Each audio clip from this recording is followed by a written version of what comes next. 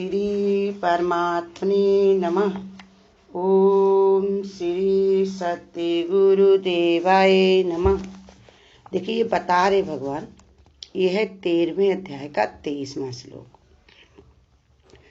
इस प्रकार पुरुष को और गुणों के सहित प्रकृति को जो पुरुष तत्व से जानता है, वह सब प्रकार से बरतता हुआ भी नहीं जन्मता है, अर्थात उसका पुनर्जन्म को नहीं प्राप्त होता है।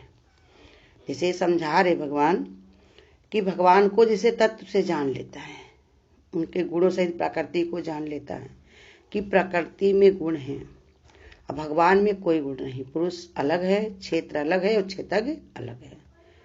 क्षेत्र में भगवान ने कहा विकार है, लेकिन क्षेत्रज्ञ में कोई विकार नहीं है। अब भगवान ऐसे क्यों जुड़ा हुआ है, तो इसको सब बता दिया पहले श्लोक में।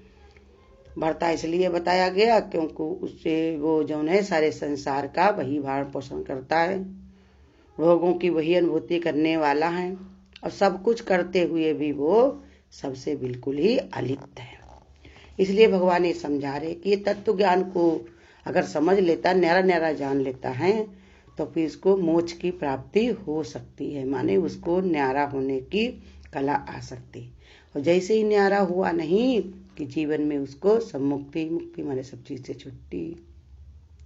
जब तक हमारी समझ में ये नहीं आता है कि ये सब कैसे हो रहा, कौन कर रहा है, कहाँ से ये सब कौन करवा रहा है, तब तक हमको अपना जो है भोक्तापन रहता, हम ये करता भाव रहता है। जैसे जैसे हमको समझ में आने लगता है उतना ही हम न्यारे होने लगते। जैसे छोटा बच्चा रहेगा, किसी की भी चीज होगी वो उठा करके अपने पास रख लेगा, उसमें मोह ममता भी डालेगा, मेरी है मेरी है मेरी है।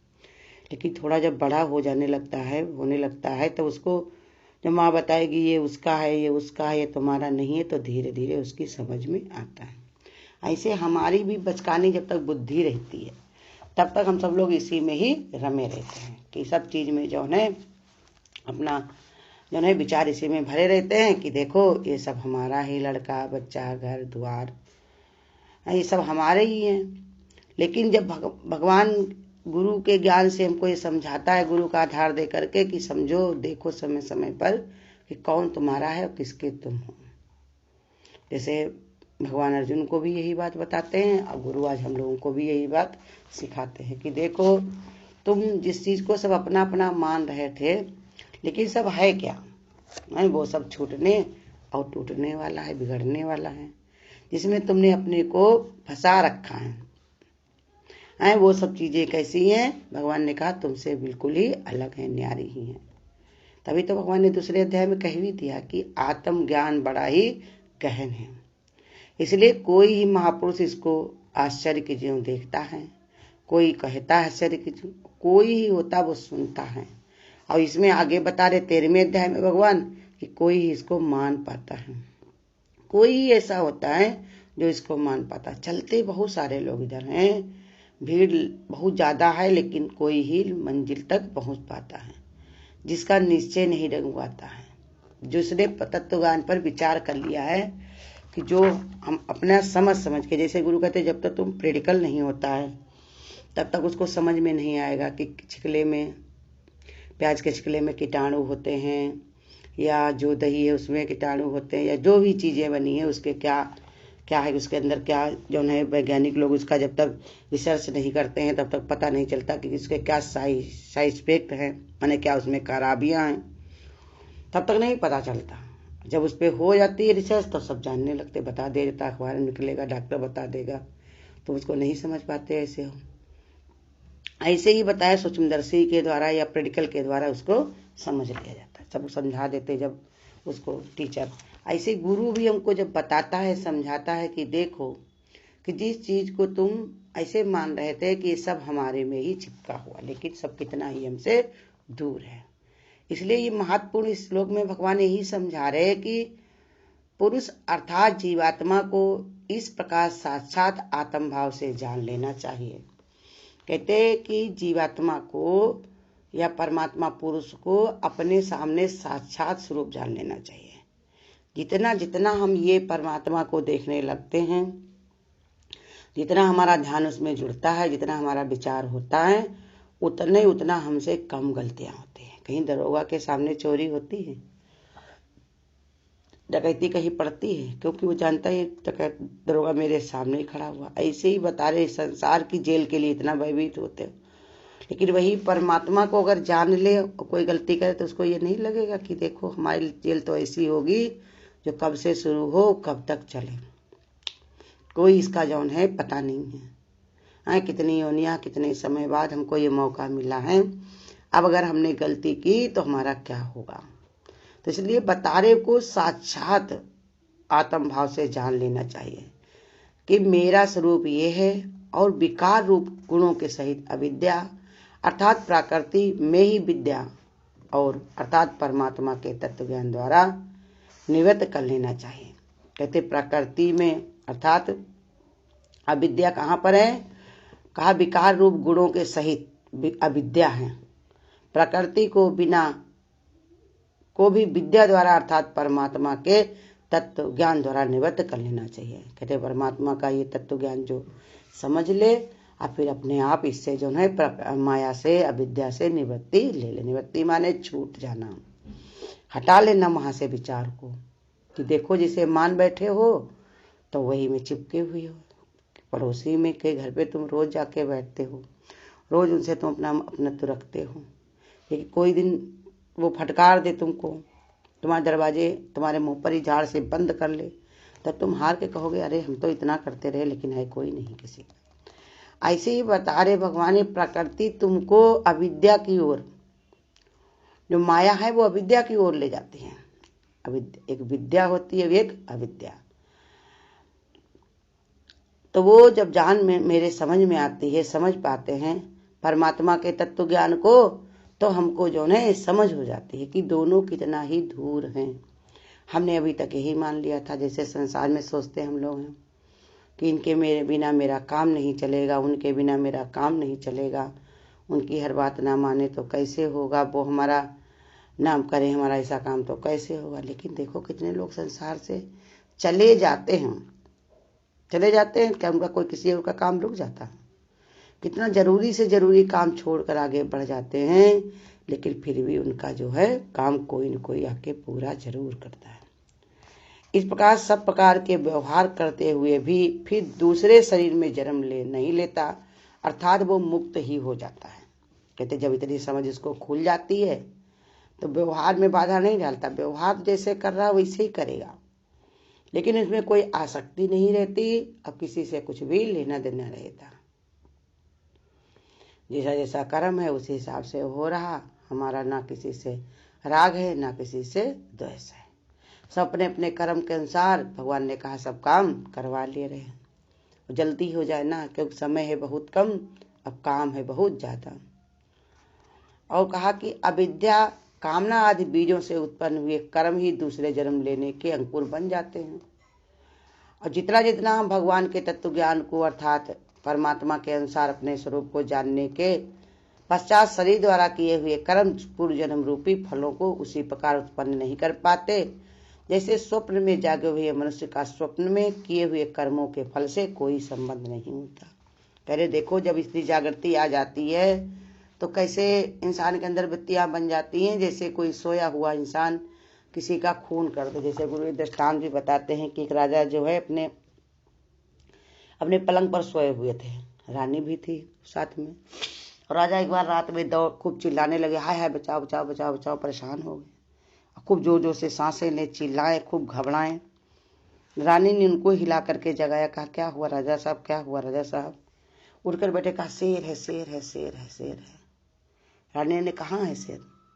शेर तो कहीं नहीं दिखाई पड़ता, शेर तो जो है यहाँ कहीं नहीं है। अरे तुमने सपने में देखा, लेकिन जब आँख खोल दी तो क्या शेर था?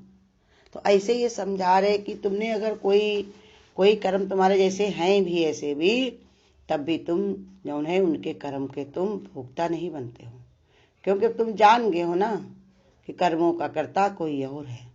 हाँ, उसमें सोच समझ करके अपनी इच्छाएं कामनाएं को रख करके नहीं, जैसा सामने आ जाए वही कर्म को करो। अपने आप कोई इच्छा नहीं होनी चाहिए कि हमको कोई वाहवाही मिले, इसे मेरा सम्मान हो या मेरा इससे जो है फायदा हो, इन सब चीज़ों से न्यारा होने की कला जिसको आती है। संत महात्मा तो 2 मुट्ठी उसकी भी जो वाहवाही करते हैं और 2 मुट्ठी उनकी भी फेंकते हैं जो बुराई करते हैं। वो कहते तुम्हारा तुम्हारे को ही अर्पण है, जो बुराई करता है उसको अर्पण है, जो बड़ाई करता है वो उसको अर्पण है। हमारे में ऐसी कोई बात नहीं है, मैं तो वैसा का वैसे ही हूँ। जैसे कोई चीज़ बनी होती है, किसी को वो बहुत अच्छी लगती है, किसी को वो खराब लगती है, तो चीज़ में खराबी नहीं है, इंसान के स्वभाव में खराबी है। वो किसी को चीज़ को अच्छा मानता, किसी को बुरा मानता, ऐसे सब अपनी अपनी समझ से कहते हैं। लेकिन सच्चाई यही है कि कोई काज गुरु कहते समझ तुम पर लागू नहीं होती। तुम अपनी समझ को ऐसे रखो जैसे भगवान ने कहा साफ सुथरा अंतःकरण, बिल्कुल कि कोई कुछ करता नहीं है, सब जो भी हो रहा है सब अपनी अपनी समझ से कर रहे हैं। जैसे द्रोणाचार्य जी ने जो है एक बार उनसे कहा, जो है युधिष्ठिर से कहा जाओ संसार में कोई भी एक बुरा आदमी ढूंढ लो। वो सुबह से लाके शाम तक ढूंढते रहे लेकिन उनको कोई बुरा आदमी नहीं मिला। और दुर्योधन से कहा तुम एक अच्छा आदमी ढूंढ लो, तो वो भी ढूंढते रहे लेकिन उनको कोई अच्छा आदमी नहीं मिला। तो क्या आदमियों की कमी थी कि ढूंढने वाले की? नहीं, स्वभाव की। जिसकी ज्ञानवर्धक दृष्टि बन जाती है, सूझ वाली दृष्टि बन जाती है, तो हर में से वो कुछ ना कुछ ज्ञान निकाल लेता है, कहीं न कहीं से उसको जो है सूझ आ जाती है। जिसके अंदर बुराई भरी है उसको बुराई कहीं न कहीं मिल जरूर जाती है। कोई कितना भी उसको भलाई करे तब भी वो मानेगा नहीं, कहेगा इसमें कुछ ना कुछ स्वार्थ होगा। संसार में देखो कितने लोग मदद करके भी परेशान रहते, लेकिन क्या मदद करना छोड़ देते हैं? जिसके स्वभाव में आ जाता है मदद करना, सबके लिए अच्छे भाव रखना, परमार्थ के कार्य करना, भले कि उनको समस्याएं आई हैं लेकिन क्या उन्होंने रास्ता अपना मोड़ दिया? क्या रोक दिया? वो चलते रहे। देखो जो आज समय है, क्या वो समय पहले भी संत महात्मा जितने हुए हैं उनकी जिंदगी में भी ये समय सब आया, लेकिन उन्होंने उस समय को जीता, उस पर ध्यान न देकर अपने कर्तव्य को सामने किया। तो इसलिए जितना जितना हमारे अंदर ये विवेक ज्ञान जागृत होता है, जितना जितना हमारे ऊपर ये सब जो है विचार आते हैं, उतने उतना हम बहुत दूर ही ये बंधनों से दूर होते जाते हैं। प्रकृति जो है त्रिगुणात्मक है और पुरुष अर्थात परमात्मा से सर्वथा ही भिन्न है। जो मनुष्य अपने सारे कर्तव्य कर्म करता है वो जन्म मृत्यु के बंधन से पार हो जाता है। यही विवेक ज्ञान कहलाता है। अब इसी को प्राप्त करने का साधन यही है आत्मज्ञान, तत्व ज्ञान, मोक्ष की प्राप्ति बता रहे भगवान। जितना जितना हमारे अंदर ऐसी समझ खुलती जाती है, जितना जितना हम इससे दूर हो पाते हैं। पहले हमारा बाहर से विचार आए कि हमको ऐसी कोई चीज़ नहीं देखनी जिससे हमारा मन विचलित हो, आदत बनानी है। फिर हमारे मन पर इस बात का प्रभाव पड़े कि हमारा जाने पर देखने पर भी वो अंदर ना पहुंच सके, और अंदर भी कभी का पड़ा हो तो पश्चाताप से हम उसको धुल सकें, अपने आप ही इसका विचार कर सकें कि देखो इस सब चीज़ों से हमको क्या लाभ होगा, क्या हानि होगी। जब तक हमारी ऐसी बुद्धि नहीं बनती है तब तक ही सारी मुश्किलें हैं, और जिस दिन ये सब हम समझ पाए, जान पाए, उसी दिन ही सारी समस्याओं का हल निकल जाता है। कैसे? सब कर्तव्य, सब कर्मों से छुट्टी, मुक्ति। कहा नहीं संन्यास क्या है? सब कर्मों का विन्यास। माने सब कर्मों से छुट्टी मिली नहीं कि तुम सन्यासी बन गए। इसमें बता रहे तत्वज्ञानी, जैसे तुमने मोक्ष की प्राप्ति कर ली, सब चीजों से मुक्ति पा गए, तो तुमको भी मोक्ष माने होता है सारी इच्छाओं से निवृत्त, परमात्मा की ओर जुड़ने का ही नाम है मोक्ष। तो कहते हैं ऐसे ही जब तुम सब कार्य को, सबके सारी इच्छाओं कामनाओं से निवृत्त होगे तभी तो परमात्मा की तरफ ध्यान दोगे। और नहीं तो अगर भगवान से भी कुछ ना कुछ इच्छा रख करके कहते हो, करते हो, तो उससे फायदा क्या? क्योंकि भगवान तो सब जानने वाला। तुम कह तो रहे हो लेकिन साथ में तुम्हारा मन कहाँ पड़ा हुआ, किस चीज में जुटा हुआ है। तो इसलिए भगवान यही बताते हैं कि यही विवेक ज्ञान है, यही तत्व ज्ञान है, और यही सी को समझ करके इंसान कोई भी फल में फंसता नहीं है। किसी के कर्म से उसको कोई सहयोग नहीं रहता, कहीं पर भी वो लिप्त नहीं होता। हरिओम। अगर आपको आज की वीडियो अच्छी लगी हो तो वीडियो को लाइक और शेयर करना ना भूलें। आगे की वीडियोस देखने के लिए चैनल को सब्सक्राइब करें और नोटिफिकेशन